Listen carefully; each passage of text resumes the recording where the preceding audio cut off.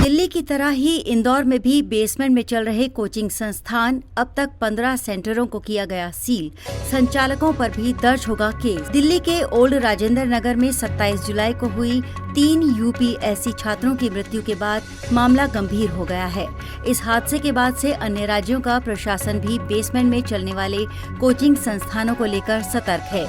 इंदौर में एक अधिकारी ने कहा कि बेसमेंट में अवैध तौर पर संचालित हो रहे सभी कोचिंग संस्थानों और पुस्तकालयों को हटाया जाए। दिल्ली में हुए कोचिंग हादसे के बाद अन्य राज्यों का प्रशासन भी अलर्ट मोड पर है।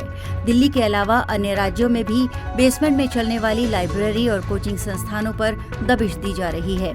इस बीच इंदौर में प्रशासन के एक शीर्ष अधिकारी ने बुधवार को कहा कि शहर में बेसमेंट में अवैध तौर पर संचालित हो रहे कोचिंग संस्थानों और पुस्तकालयों को हटाया जाएगा और उनके संचालकों पर प्राथमिकी भी दर्ज कराई जाएगी। अधिकारी ने बताया कि दिल्ली में भारी बारिश के बाद एक कोचिंग सेंटर के बेसमेंट में पानी भर जाने से सिविल सेवा परीक्षा की तैयारी कर रहे 3 अभ्यर्थियों की मौत के मद्देनजर इंदौर में बेसमेंट में संचालित हो रहे 15 से ज्यादा कोचिंग संस्थानों और पुस्तकालयों को सील कर दिया गया है।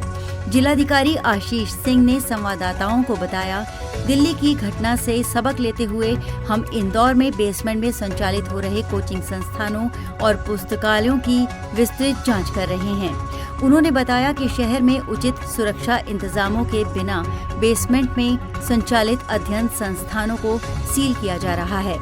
सिंह ने आगे कहा कि इनमें से चंद अध्ययन संस्थान तो ऐसे हैं जिनकी दीवारों से लेकर छत तक प्लाईवुड की बनी है, जबकि कुछ अन्य जगहों पर टीन शेड के नीचे कक्षाएं संचालित की जा रही थीं।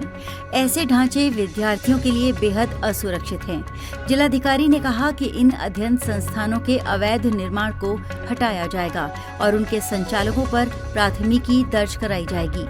प्रशासन के जांच दल में शामिल एक अधिकारी ने बताया कि सील किए गए अधिकांश अध्ययन संस्थानों में आने जाने के लिए एक ही रास्ता था और वहां आग से बचाव के उपकरण भी नहीं लगाए गए थे।